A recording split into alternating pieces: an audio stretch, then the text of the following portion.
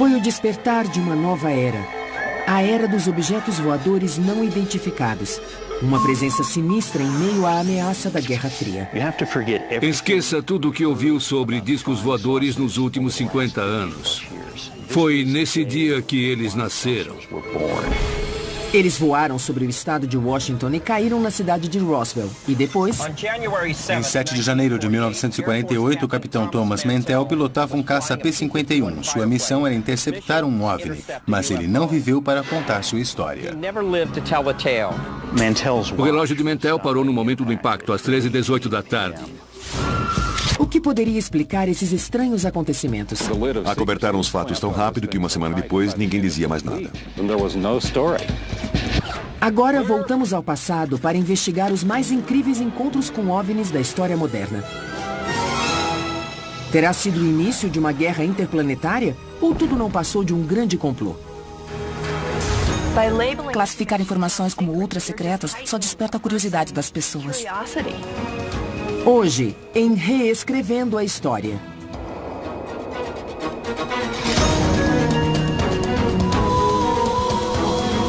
Roswell.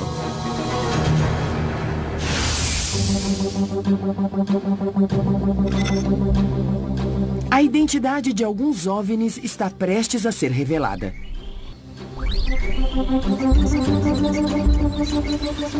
Nesta câmera de testes, um dos OVNIs mais famosos poderá em breve ser identificado e explicado.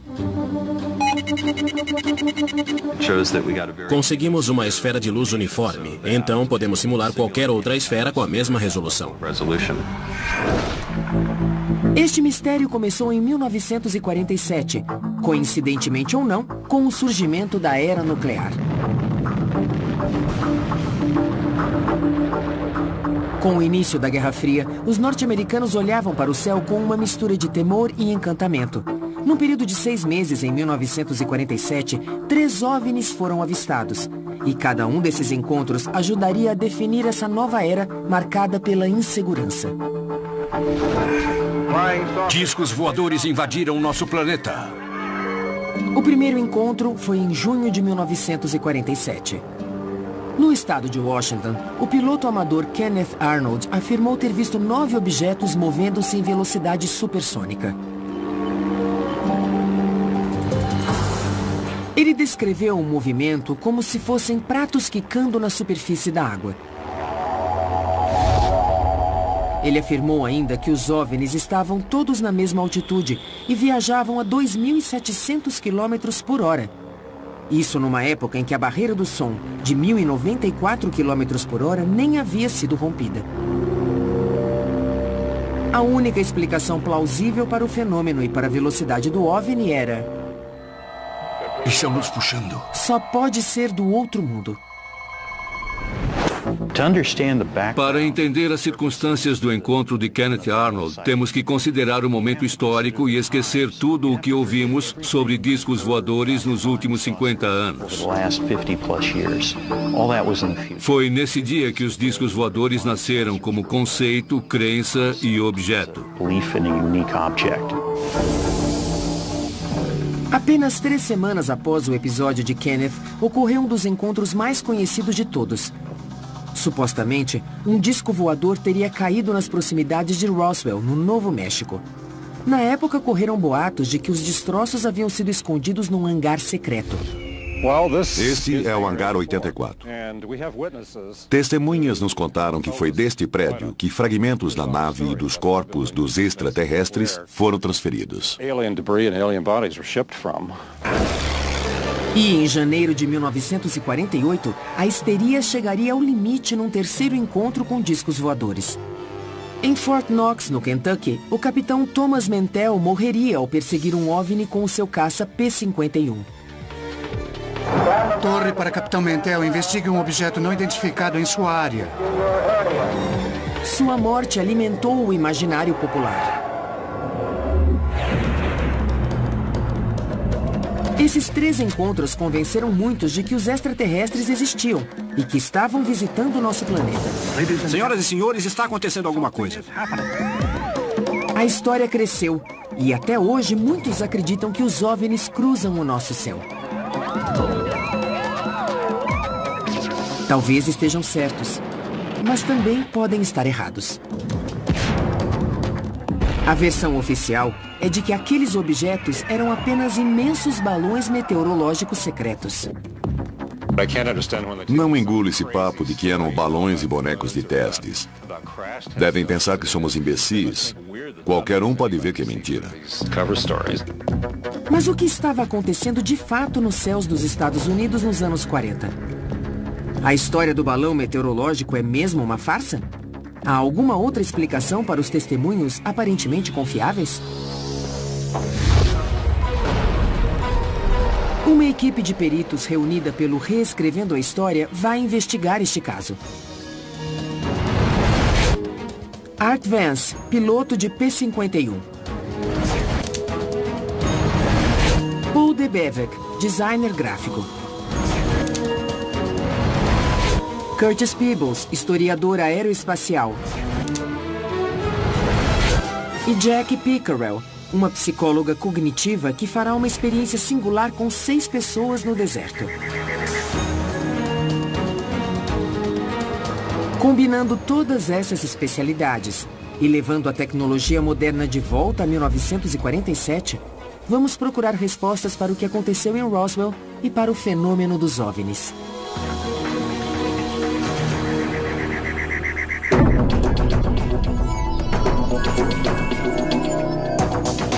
Nossa investigação começa em Chehalis, no estado de Washington, onde reconstituiremos o encontro de Kenneth Arnold com um OVNI. Na época, Kenneth Arnold, ex-craque de futebol americano na Dakota do Norte, vendia equipamentos contra incêndio. Ele não era o tipo que inventava histórias ou buscava a fama. O que ele viu, afinal? Poderiam esses objetos voar a 2.700 km por hora, como ele informou? E estavam mesmo a 2.700 metros de altitude? Para descobrir, vamos repetir esse encontro da forma mais fiel possível. Primeiro, para obter o mesmo ângulo de visão que Kenneth dispunha da cabine, tivemos que encontrar uma réplica exata do Caller modelo A2 usado por ele.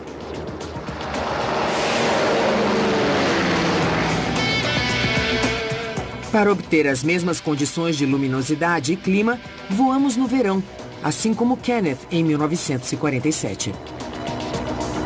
Bill Owens, o nosso piloto, foi instruído pelo historiador Kevin Henderson. Vamos começar em Chehalis, onde Kenneth decolou. A rota foi baseada no depoimento dele. Kenneth decolou às 2 da tarde de Chehalis em direção a Yakima, no estado de Washington, e meia hora depois estava sobrevoando a cidade de Mineral. De sua posição, ele podia ver 3 picos. 200 quilômetros para o norte, o Monte Baker com 3.000 metros de altitude. Mais perto dele estava o Monte Rainier com 4.300 metros e ao sul o Monte Adams com 3.700 metros.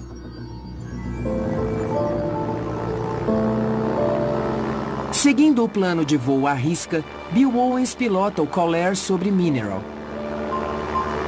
O que ele viu? Ele disse que ao norte, no alto do Monte Baker, ele viu um clarão que o distraiu. Um clarão, sei. Ele pensou que eram aeronaves voando em formação. Kenneth disse ter visto estes 9 objetos rumarem para o sul na direção do Monte Rainier. Mas descobrimos que seria praticamente impossível ver qualquer objeto daquela distância. Kenneth disse que os viu piscando e virando ao passarem o Monte Rainier. Foi aí que ele percebeu que testemunhava uma coisa incrível.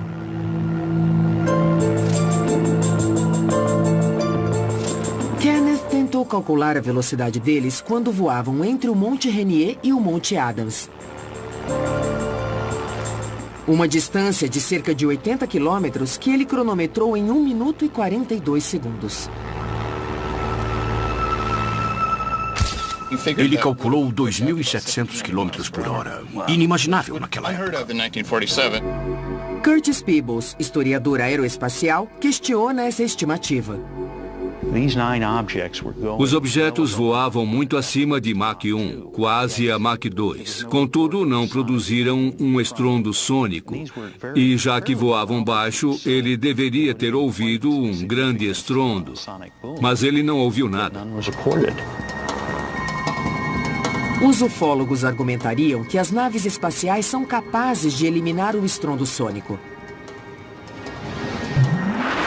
Mas a física, extraterrestre ou não, tem leis empíricas, assim como a geografia. Kenneth disse que os OVNIs estavam na mesma altitude que a dele e que zigue-zagueavam nesta cadeia montanhosa. As discrepâncias começam a aparecer quando traçamos a posição de Kenneth num mapa topográfico. Ele afirmou que os OVNIs e as montanhas estavam na mesma altitude que a sua, 2.700 metros. Na verdade, as montanhas não têm essa altitude. Essas discrepâncias revelam sua dificuldade em calcular distâncias e altitudes. Kenneth não tinha motivos para inventar uma história ou pregar uma peça. Então, o que ele realmente viu? Alguns sugerem que foram gansos. Uma investigação da Força Aérea chegou à conclusão de que foi uma miragem. E podemos ver isso em primeira mão. Repare nesta imagem. Isto parece um OVNI. Mas pode ser explicado. Não passa de um reflexo no vidro da cabine. O reflexo do Sol pode criar muitas ilusões. Mas nenhuma explicação foi conclusiva. Aquilo que Kenneth viu pode ser explicado por outro incidente que chegou às manchetes 20 dias depois. Esse incidente se tornou um marco cultural e criou um destino turístico. Chegou a hora de reconstituirmos os acontecimentos de Roswell.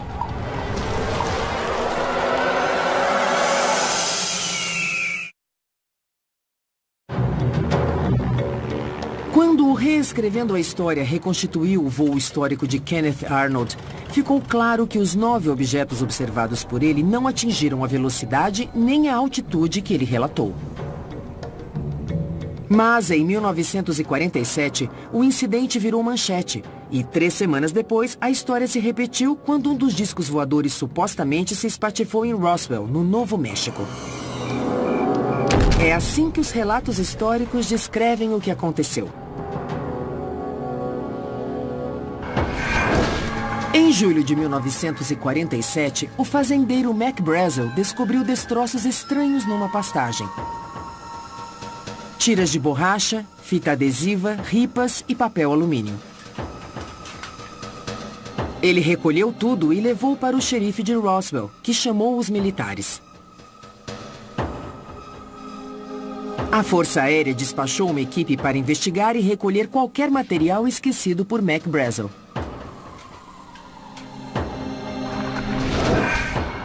Uma manchete surpreendente foi publicada em 8 de julho de 1947, baseada num release dos militares.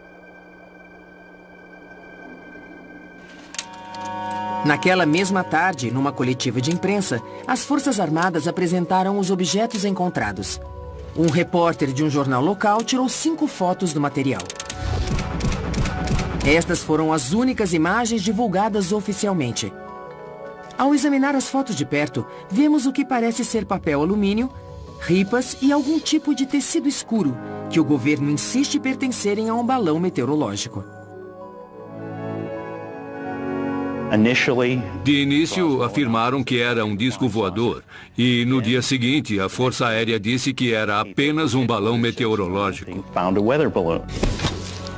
Uma nova manchete apareceu no jornal local na quarta, 9 de julho.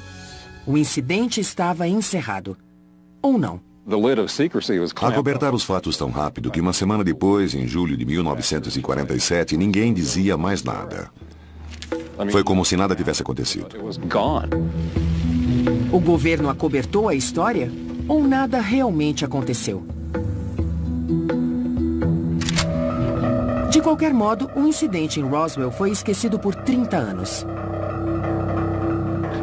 Foi só em 1978, quando Jesse Marcel começou a falar sobre suas experiências, que outros também começaram a falar. Jesse Marcel foi um investigador militar do caso em 1947. Sua afirmação de que o governo encobriu os fatos se tornaria um dos pilares do mito que envolve Roswell.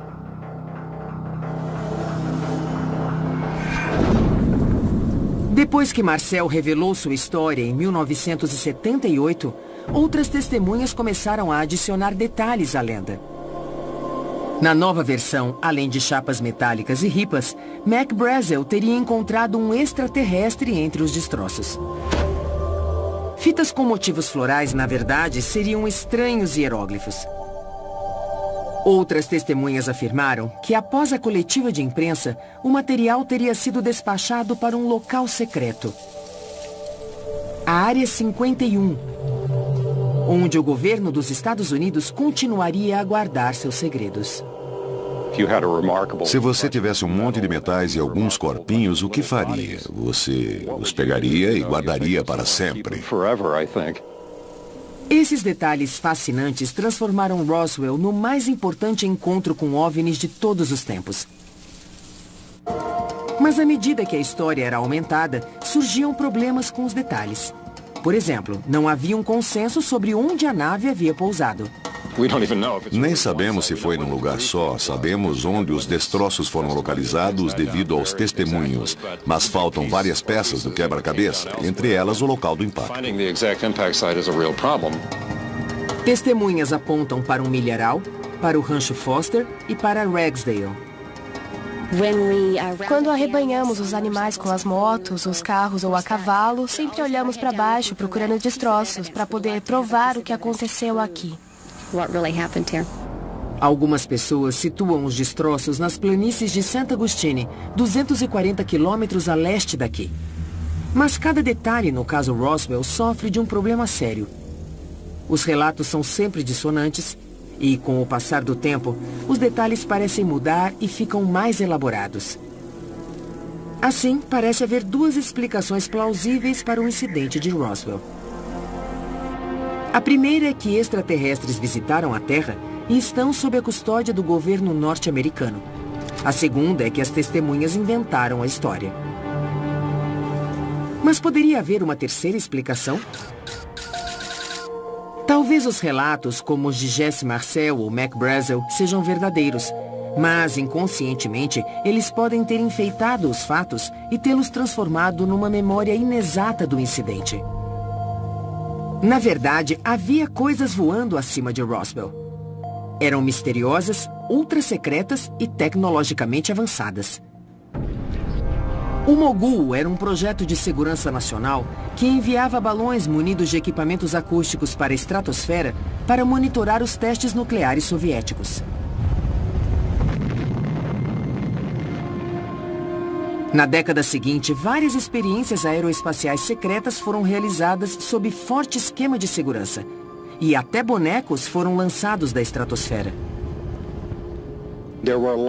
Muitos bonecos foram lançados. Cerca de 2.500 balões foram lançados em 30 anos só no Novo México.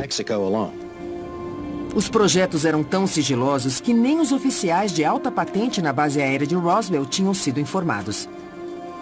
Será que as pessoas extrapolaram esses eventos, transformando-os em algo de caráter extraterrestre?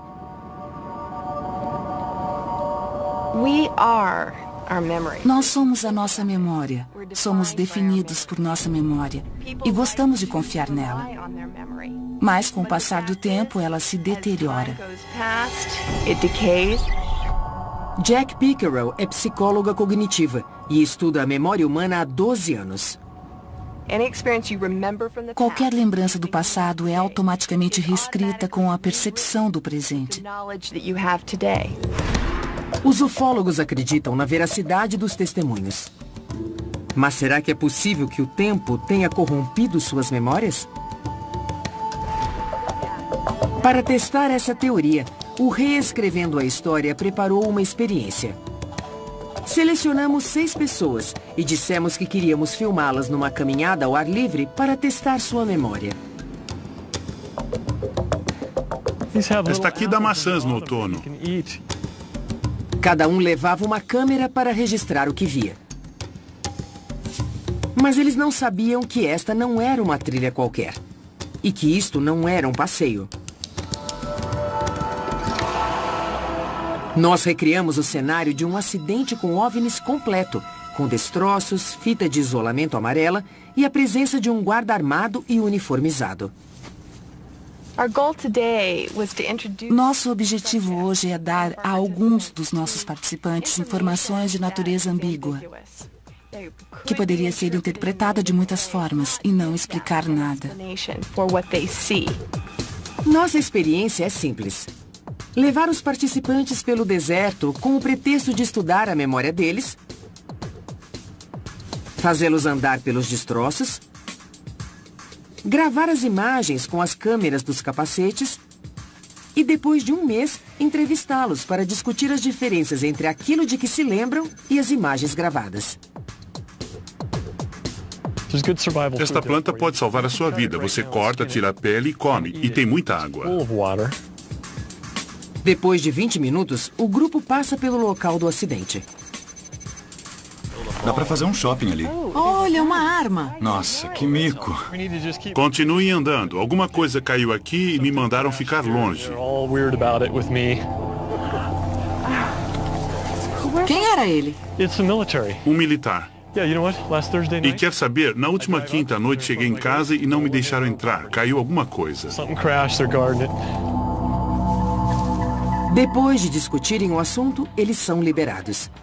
Daqui a um mês, vamos testar a memória deles. O melhor jeito de incutir uma memória falsa é esperar a lembrança original esmaecer o suficiente para que, quando a memória falsa for introduzida, ela possa se fixar melhor e se desenvolver. O palco está armado para a próxima fase da experiência. Um mês depois, quais serão as lembranças dos participantes? Podia ser qualquer coisa, até OVNIs, se você acredita neles. O homem estava deste lado e eu empurrei ele para o outro lado, para evitar a bala. Um mês depois, fomos conferir o que eles lembravam. Trouxemos as imagens gravadas na ocasião que mostravam exatamente o que eles viram e não o que pensaram ter visto.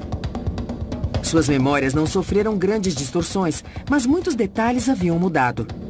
Após aquecer Annie com algumas perguntas sem importância, perguntamos sobre o local do acidente. Haviam alguns guardas armados no local, que estava cercado por um cordão de isolamento para ninguém entrar. Entramos lá para olhar, mas fomos impedidos por guardas armados. Quando a psicóloga Jack Pickerel pediu mais detalhes sobre os guardas, ela não mostrou a mesma segurança. Eu não sei se me lembro deles porque os outros disseram que estavam lá ou porque eu os vi. E não lembro deles, não lembro como eram. Francine tinha alguns registros interessantes sobre o guarda. Acho que usava máscara e... De quem está falando? Tinha 2 deles atrás da fita amarela. Mas as imagens registradas pela câmera de Francine revelam que ela não teve uma visão clara do local do acidente e nem dos guardas. Viu 2 caras atrás da fita, estavam armados? Os 2. Você também disse que ficou apavorada quando apontaram para você. Claro que sim. Apontaram para você? Correram na nossa direção. Não queriam que a gente chegasse perto da fita amarela. Um deles apontava para o outro lado, mas apontou para a gente depois. Eu estava com medo. Sentiu medo? O homem estava deste lado e eu empurrei ele para o outro lado, para evitar a bala. Novamente, as imagens gravadas revelam o que eles realmente viram. Há diferenças claras. No teste, assim como em Roswell, uma vez que a memória é alterada, o indivíduo realmente acredita estar falando a verdade. Entre as coisas que me disse hoje sobre a caminhada há um mês, tem certeza de que está lembrando corretamente de tudo o que aconteceu lá? 1 para não tenho certeza e 5 para tenho certeza absoluta. 5. 5. Eles não estão mentindo. É isso que dificulta tudo. Estão totalmente convencidos de que aquela memória é deles. Eles jurariam de pé juntos de que aquela é a verdade. Antes dos participantes irem embora, explicamos a natureza da experiência para evitar o surgimento de qualquer novo boato sobre OVNIs. Se o reescrevendo a história demonstrou que a memória pode ser alterada e distorcida em apenas um mês, imagine o que pode acontecer depois de 30 anos. A criação de uma memória falsa não é intencional. Já vimos acontecer com policiais e até com pais bem intencionados ao questionarem seus filhos. A intenção não é enganar as pessoas de propósito, só mudamos a maneira de questioná-las. Decifrar os fatos depois de meio século de especulações criativas pode ser impossível. Mas graças à investigação do Reescrevendo a História, podemos afirmar que o mito de Roswell foi aprimorado com o passar do tempo. E as provas materiais? Os ufólogos dirão que as provas estão guardadas num hangar da Área 51. Mas existe um relato, no qual muitos acreditam, indicando que os destroços são de origem extraterrestre. O depoimento de Jesse Marcel, o militar que teria sido encarregado do acobertamento do caso. Ele parou em casa antes de ir para a base, acordou a esposa e o filho no meio da noite e disse: "É agora ou nunca, porque quando eu voltar para a base, serão ultra-secretas."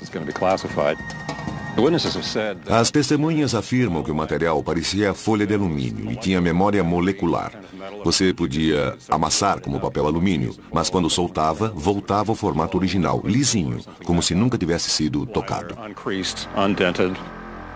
Mas haverá uma outra explicação para essa estranha substância que apoie a teoria dos testes secretos com balões meteorológicos? O Reescrevendo a História visitou um laboratório metalúrgico para achar algumas respostas. Primeiro, Russ Sherman, especialista em metais, examinou as fotos tiradas pela imprensa. Para mim, parece um tecido ou plástico revestido. É difícil dizer. Parece que isto preso ao balão era um radar. Em 1947, um garoto de 11 anos, ou qualquer um, conheceria o papel alumínio. Certo. Que depois de amassado não desamassa sozinho, porque não tem memória molecular. Mas se fosse plástico metalizado, desamassaria. Hoje estamos tão acostumados com isso que nem nos impressionamos, mas para um menino de 11 anos, pareceria uma coisa do outro mundo. Seria estranho. As lembranças confusas e os metais mágicos já foram explicados pelo Reescrevendo a História. Mas, independentemente do que aconteceu, o acidente em Roswell alimentou uma paranoia crescente e serviu de palco para o terceiro e mais mortífero encontro com um OVNI já documentado.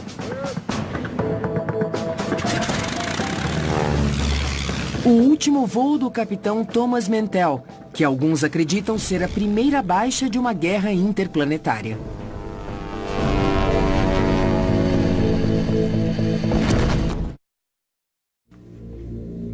Em 1947, depois do encontro de Kenneth Arnold, uma paranoia crescente encheu os céus norte-americanos de luzes e aeronaves misteriosas. Em janeiro do ano seguinte, a paranoia e o medo ganharam um rosto. O do capitão Thomas Mantell, a primeira baixa de uma guerra interplanetária. Hoje, o Reescrevendo a História abre os registros oficiais para compararmos o que sabemos com o que realmente aconteceu. No dia 7 de janeiro de 1948, logo depois da 1 da tarde, começaram a chegar relatos sobre um objeto enorme no céu do Kentucky. Naquele momento, o capitão Mantell liderava uma esquadrilha de Mustangs P-51 num voo de baixa altitude cruzando o estado. Ao se aproximarem de Fort Knox, a torre de controle de Godman pediu que investigassem o objeto. e Mantell concordou. A 4.300 metros, os 3 pilotos iniciaram uma subida vertical. A velocidade máxima para uma subida vertical seria de 290 km por hora. A 6.700 metros, 2 pilotos decidiram retornar preocupados com a falta de oxigênio. O oxigênio é necessário acima dos 3.700 metros. Acima de 7.600 metros, o piloto perde a consciência em 4 ou 5 minutos. O capitão Mantell não estava disposto a desistir. Depois de perseguir o OVNI por 45 minutos, alguma coisa aconteceu. As fotos contam o resto da história. Quando os destroços foram examinados, a trava da cabine estava intacta. Concluiu-se que Mantell não tentou saltar de paraquedas. Seu relógio parou no momento do impacto, às 13h18 da tarde. Alguns acreditam que ele foi derrubado, mas outros têm uma explicação mais simples. O problema é que ele não tinha oxigênio. Mantell desmaiou enquanto o Mustang continuava a ganhar altitude. Ele entrou em parafuso e se espatifou numa fazenda.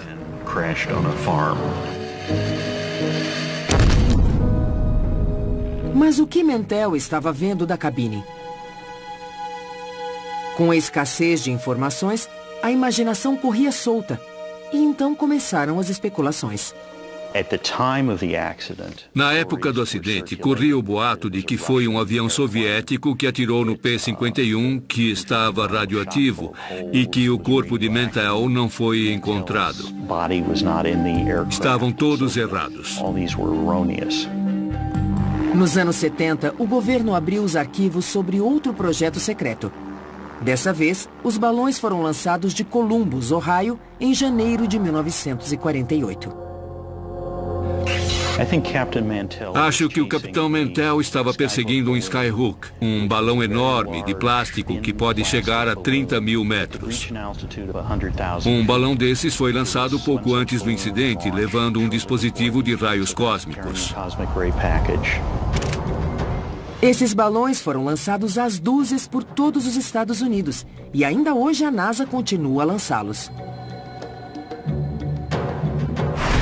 Hoje, eles podem subir acima dos 30 mil metros e ficar lá em cima por dias, até semanas, e podem circular o globo nas correntes de grande altitude.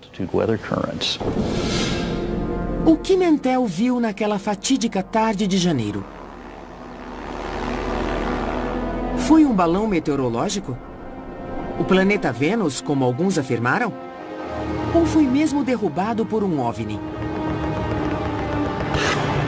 A pergunta dos ufólogos é pertinente. Como um piloto altamente qualificado confundiria um balão com um alvo inimigo? A pergunta é válida porque ninguém fez a reconstituição do encontro com as mesmas condições de luz, com o mesmo balão e com a mesma aeronave que Mantell pilotava até agora.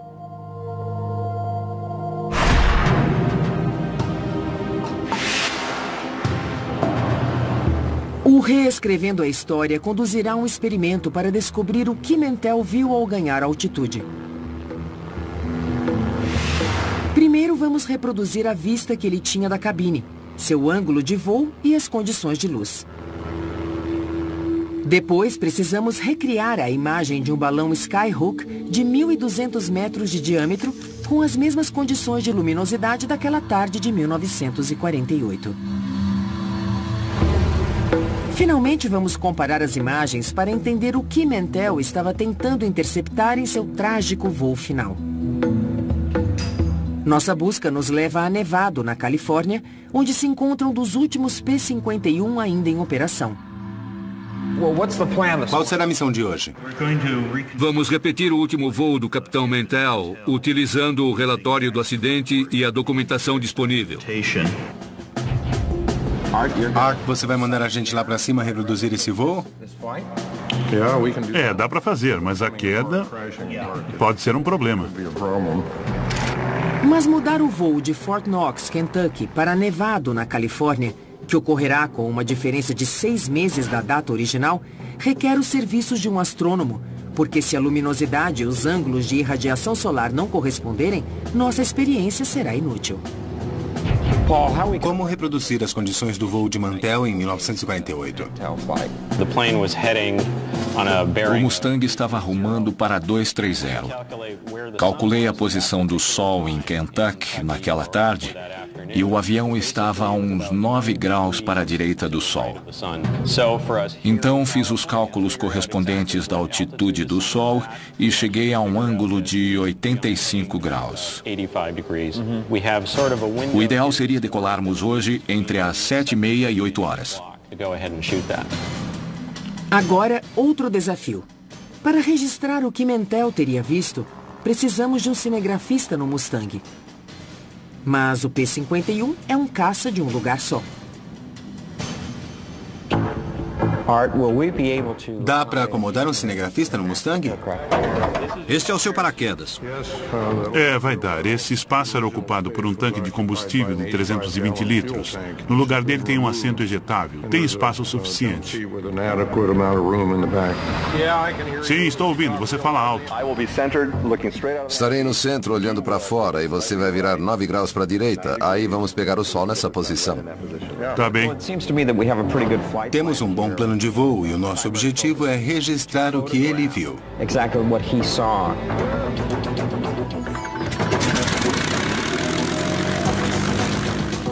O nosso Mustang reconstituiu o voo do capitão Mantell com precisão.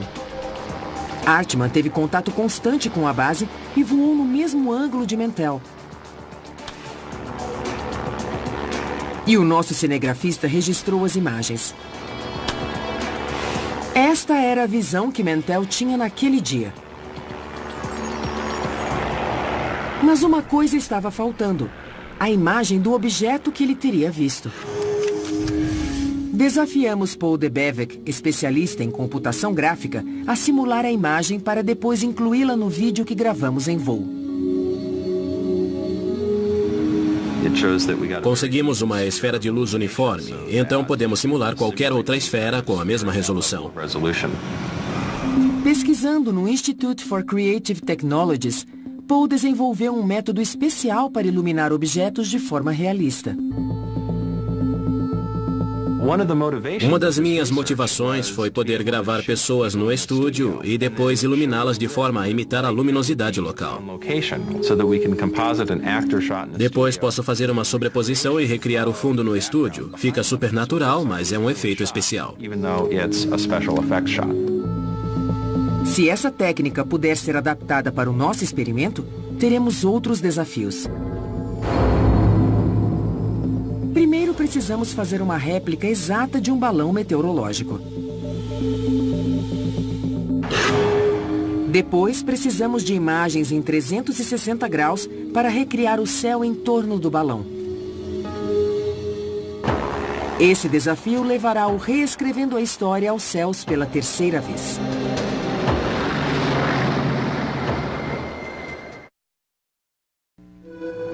O Reescrevendo a História está analisando 3 encontros com OVNIs e já trouxe novas informações. No primeiro caso, durante o voo de Kenneth Arnold, a luz refletida na cabine do avião pode ter influenciado suas observações. No segundo, projetos militares secretos realizados perto de Roswell despertaram a curiosidade das pessoas. E fizemos uma experiência que provou como a memória é alterada com o decorrer do tempo. No terceiro caso, a explicação oficial para a queda do avião do capitão Thomas Mantell foi novamente um balão. Fomos verificar como um piloto tão experiente pode ter cometido aquele erro. O Reescrevendo a História reconstituiu aquele voo e nossa câmera registrou estas imagens da cabine. O desafio seguinte era fazer um balão em escala e filmá-lo sob todas as condições de luz possíveis. O balão então foi posicionado e as luzes do estúdio apagadas. Então o programador Tim Hawkins capturou as imagens no computador.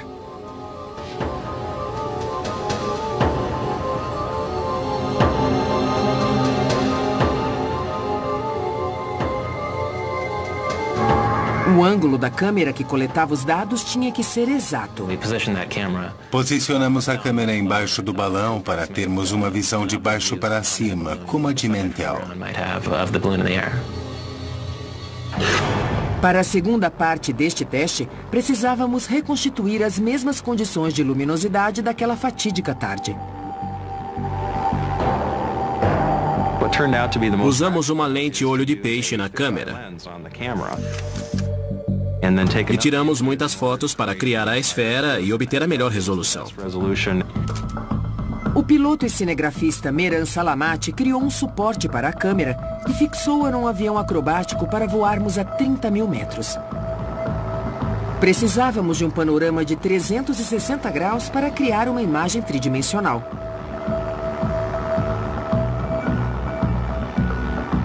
Registrar a imagem da parte superior foi relativamente fácil. Mas e da parte inferior? O avião acrobático ofereceu a solução.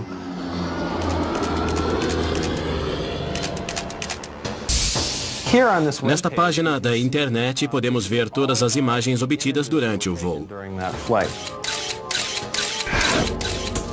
A edição das imagens nos permite reconstituir todas as condições de luminosidade refletidas no balão. Mais uma vez, nos perguntamos: o capitão Thomas Mantell morreu ao perseguir um OVNI? Ou um balão meteorológico? O que ele viu naquela tarde? Na próxima etapa do processo, o artista gráfico Douglas Martin reduz a escala das nossas imagens para se adequarem à distância do avião de Mantell. Pat, terminei. Quer dar uma olhada? Quer. O objeto está a 9 graus do Sol. Se achar a imagem certa, nós podemos montar. Patrick Martin, assistente gráfico, procura uma imagem que combine com o ângulo do objeto em relação ao Sol. Doug, que tal?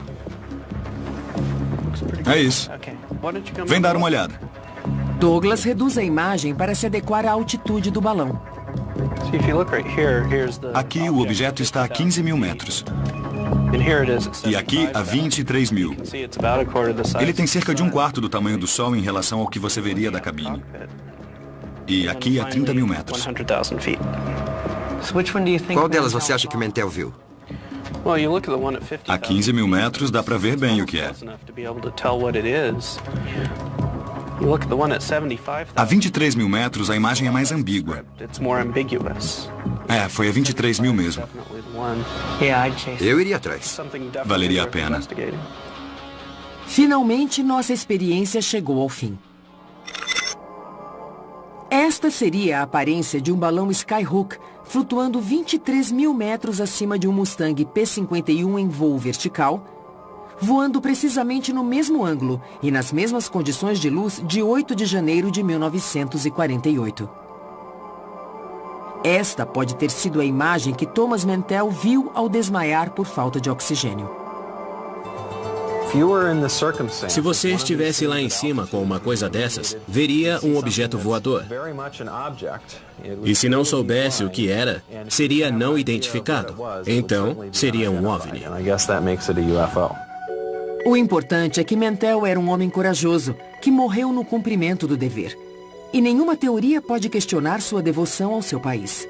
Sua morte trágica só serviu para insuflar o pânico e o medo entre as pessoas. Discos voadores invadiram o nosso planeta. O público exigia uma explicação dos militares para cada um desses encontros com OVNIs. E, em todos os casos, a resposta era a mesma. Eram balões meteorológicos. Durante anos, essa desculpa pareceu tão absurda que até naves extraterrestres pareciam uma boa explicação. Classificar informações como ultra secretas e negar acesso a elas só desperta a curiosidade das pessoas, ativa sua imaginação e gera boatos. Levaria 50 anos para que o governo explicasse o que aqueles balões realmente faziam nos céus dos Estados Unidos. Na nossa investigação desses 3 casos antigos, demonstramos que os 9 objetos avistados por Kenneth Arnold não poderiam estar viajando na velocidade e nem na altitude descritas por ele. No caso Roswell, provamos que o tempo pode distorcer a memória, mesmo num curto espaço de tempo. E que depois de 3 décadas, bonecos experimentais podem ter sido confundidos com extraterrestres. E no caso do Capitão Mantell, vimos que balões meteorológicos podem ser confundidos com OVNIs sob determinadas condições. Em nome da segurança nacional, os militares esconderam a verdade de nós. E ao fazê-lo, a semente da mitologia em torno dos OVNIs acabou sendo plantada. Então ficamos com a impressão de que o governo dos Estados Unidos tinha capturado um disco voador e trancado num hangar secreto e jogado a chave fora. Mas como acontece com a maioria das teorias conspiratórias, nenhuma investigação é capaz de convencer seus partidários da verdade.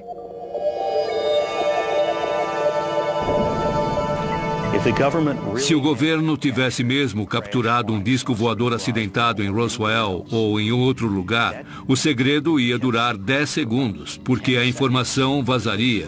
Muita gente estaria sabendo. Esse segredo não poderia ser mantido, muito menos por 50 anos.